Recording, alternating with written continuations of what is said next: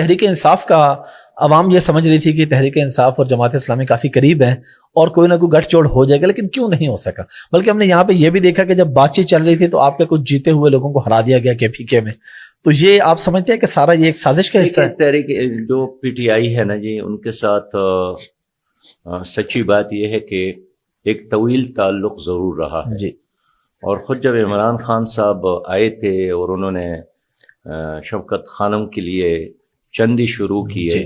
تو محترم قاضی حسین احمد صاحب نے تمام ضلعی امراء کو حکم دیا تھا کہ ان کو سپورٹ کر لے. لہٰذا ہمارے لوگوں نے ان کو ایک ایک ادارے میں اور ایک ایک جگہ پر ان کے لیے ڈونر کانفرنس کیے اور پوری جتنا ہو سکتا تھا جماعت نے ان کو سپورٹ کیا. لیکن خیر ریسنٹلی جب 2013 میں الیکشن ہوا تو اس کے بعد ہم ایک کولیشن گورنمنٹ کا حصہ بن گئے خیبر پختونخوا میں.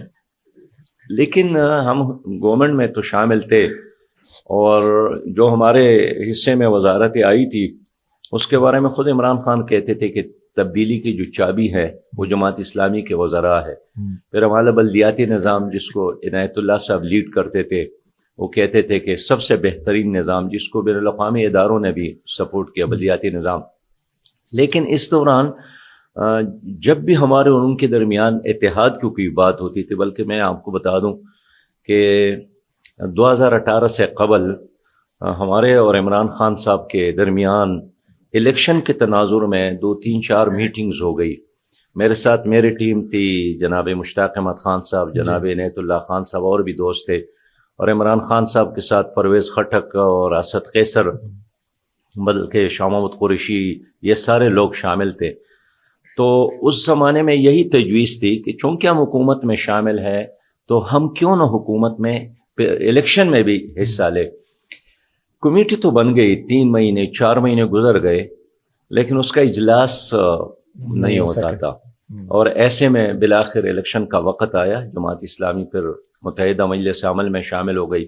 لیکن میں آج آپ کے پروگرام میں بتا دوں کہ MMA کے قیام سے قبل یہ کراچی میں اجلاس ہو رہا تھا.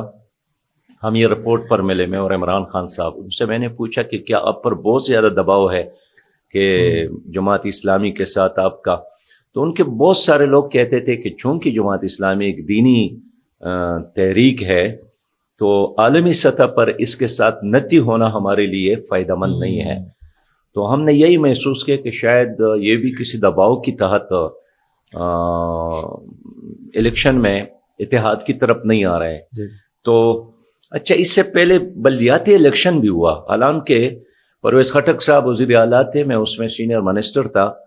اس وقت بھی ہمارا خیال تھا کہ چونکہ ہم حکومت میں شامل ہے، کیبنٹ میں شامل ہے، اسمبلی میں ہم مل کر جوابات دے رہے ہیں، رن کر رہے ہیں، اب بلدیاتی الیکشن ہو گیا تو یہ بہت بری بات ہوگی کہ ہم آپس میں لڑے اور ایک دوسرے کا مقابلہ کریں. لیکن اس میں بھی پرویز خٹک کا خیال تھا کہ چلے آپ اس پہلے مرحلے میں ہم اپنا الیکشن لڑتے ہیں اور اتحاد کی بجائے اپنے اپنے نشانات کی طرف جاتے ہیں.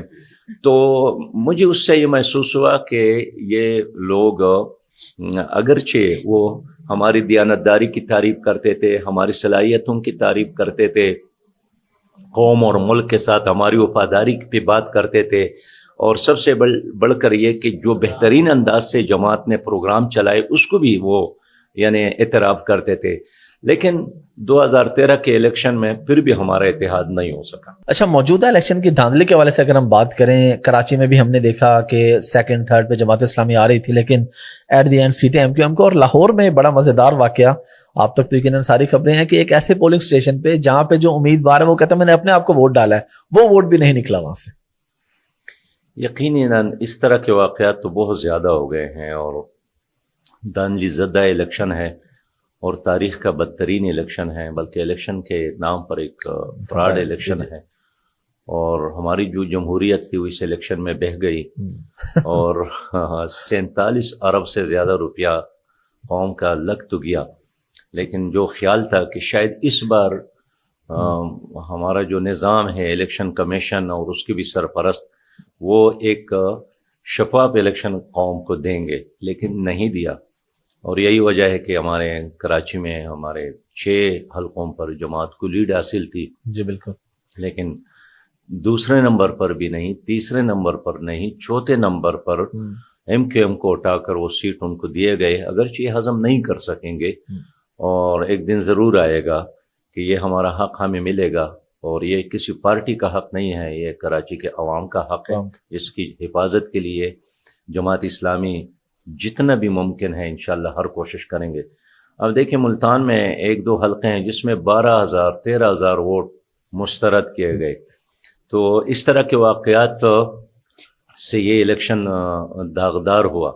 خود لاہور کی اس حلقے جس کا ذکر آپ نے کیا، حامد میر صاحب نے بھی اس کا ذکر کیا، ہمارے اسلام آباد میں میاں اسلم صاحب یعنی اسلام آباد کا ایک جانی پہچانی شخصیت ہے، اور کسی بھی آدمی سے پوچھے کہ شہر کا خدمتگار تو کہیں گے کہ حقیقی معنوں میں میاں اسلم، لیکن اس کے حصے میں صرف 1,900 ووٹ ڈالے گئے۔ 1,900 لوگ ہر وقت ان کے ساتھ جلوس میں پھرتے تھے۔ تو مختصر بات یہی ہے کہ یہ الیکشن نہیں تھا، پہلے سے فیصلے کیے گئے تھے، اور صرف ان فیصلوں کو ٹپا لگانے کے لیے لوگوں کو تکلیف دی گئی۔